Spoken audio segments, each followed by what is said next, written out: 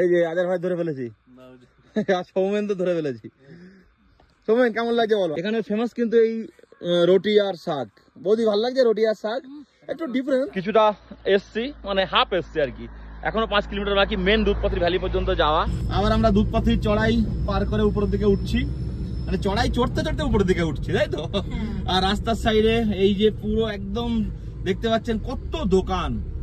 এখান থেকে শুরু, আগে 5 কিলোমিটার দিয়ে শুরু, বাট এখান থেকে আরো বেশি বাড়বে। যত আমরা ভিতরে যাবো দুধপাথরির উপর দিকে যাব, তত কিন্তু এই দোকান আরো বাড়বে। এখনো সব খুলে ওঠেনি, সকাল তো এখানে একটু দেরিতেই খোলে সব। যদিও এখন টাইম হয়ে গেছে 11:30, 11:15 বাজে, তারপরেও সবাই খোলেনি, কারণ এখানে 12টা থেকে 2, 3, 4টে পর্যন্ত দোকান চলে। দেখুন কত চায়ের দোকান আর ওই মাখিকা রুটির দোকান।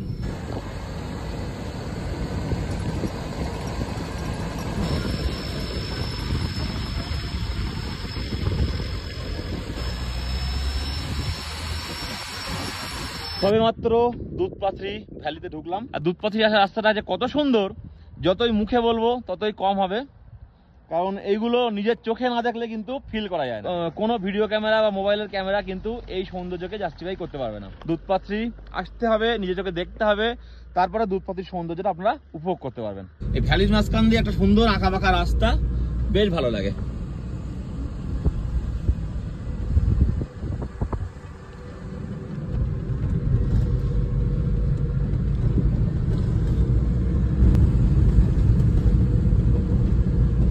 ফাইনালি দুধপাথরি ভ্যালিটা পার করলাম। দুধপাথরি ভ্যালিটাই কিন্তু প্রায় 2-3 কিলোমিটার। ভ্যালি ঢোকার মুখ থেকে শুরু করে এখনো শেষ হয়নি, আগে অনেকটা আছে। আমরা একটু দাঁড়ালাম, দাঁড়িয়ে ভাবলাম যে এখানে বেশ বরফ টরফ দেখতে পাচ্ছি, এই জন্য ভাবলাম এখানে একটু ভিডিও করে নিই। তো কমার্শিয়াল গাড়ি কিন্তু এদিকে ঢুকতে দেবে না, আগে পার্কিং আছে, কমার্শিয়াল গাড়ি কিন্তু সব পার্কিং এ রাখতে হবে। এই পাহাড়ের মধ্যে কিন্তু বরফ দেখা যাচ্ছে, যেহেতু কুয়াশা অতিরিক্ত সেই জন্য কিন্তু অতটা স্পষ্ট দেখা যাচ্ছে না, কিন্তু খালি চোখে কিন্তু স্পষ্ট বোঝা যাচ্ছে ভালো বরফ কিন্তু এই পাহাড়টাতে আছে। এখানেও কিছু কিছু বরফ দেখা যাচ্ছে নিচে। তো রোদটা হালকা বেরিয়েছে বলে ঠান্ডাটা কম লাগছে, না তো বেশ ঠান্ডা এখানে। এখানে কিছুক্ষণ টাইম কাটালাম, ফটো ফটো তুললাম। এবার আমরা দুধপাথরি রিভারের দিকে যাচ্ছি। দুধপাথরি পার্কিং পার করে এসে আমরা লাস্টে চলে আসলাম, যেখানে শালিগঙ্গা রিভার, সেই জায়গাটায়। এখানে কিন্তু পার্কিং এর জায়গা আছে, এই পর্যন্ত আসতে আমাদের কোনো অসুবিধা হয়নি গাড়ি নিয়ে এখনো পর্যন্ত। এবার আমরা হেঁটে শালিগঙ্গা রিভারের একদম মানে কাছে যাচ্ছি আর কি। তো এখানে বেশ ভালো রকম বরফ দেখতে পাচ্ছি আমরা, জায়গাটাও বেশ সুন্দর।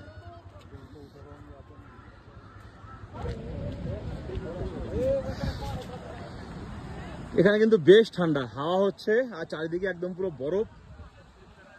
আমরা চলে আসলাম শালিগঙ্গা রিভারের কাছে। এখান থেকেও ঘোড়ায় করে আরো 4-5টা পয়েন্টে ঘোরা যায়। বাও,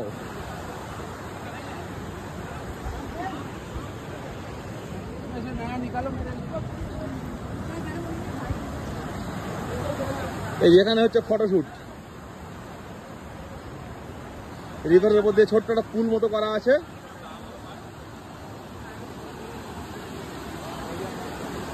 আর এই হচ্ছে শালিগঙ্গা রিভার। দেখুন কত সুন্দর দুধপাথরি। দুধপাথরিও কিন্তু অনেক টুরিস্ট আসছে এখন, অনেক টুরিস্টে একদম পুরো ভরে গেছে দুধপাথরি। তো দুধপাথরি আসলে অবশ্যই কিন্তু আপনারা এই শালিগঙ্গা জায়গাটা মিস করবেন না, দুর্দান্ত জায়গা। ছোট্ট একটা পুল মাঝখান দিয়ে গিয়েছে, এই পুলের ওপরে দাঁড়িয়ে আছি, আর চারিদিকটা দেখুন কত সুন্দর বরফ জমে আছে পাহাড়ের ওপরে। এই জায়গাটা আসলে কিন্তু আপনাদের মন ভরে যাবে। যে কোনো জায়গা সোনমার্গ গুলমার্গের থেকে অনেক বেটার আমি তো বলবো। আমার রেকমেন্ডেশন কিন্তু সবসময়ের জন্য থাকবে এই জায়গাটা। আপনারা অবশ্যই দুধপাথরি আসলে ভালো করে দুধপাথরিটা ঘুরে দেখবেন। দুধপাথরি এসে শুধুমাত্র মুখের কাছ থেকে ঘুরে বেরিয়ে যাবেন না, পুরো দুধপাথরিটা ঘুরবেন।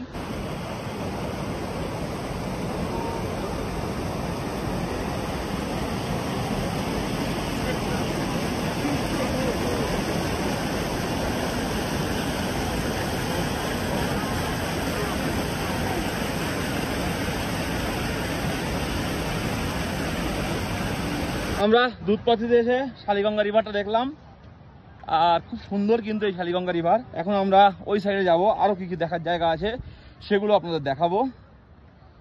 এখানে অনেকক্ষণ আমরা ছিলাম, অনেক ফটোশ্যুট করলাম। আমরা এবার বেরিয়ে যাচ্ছি, এখন 1টা বাজে। চলুন আপনাদের দেখাই ওইদিকে আর কি কি দেখার জায়গা আছে দুধপাথরিতে।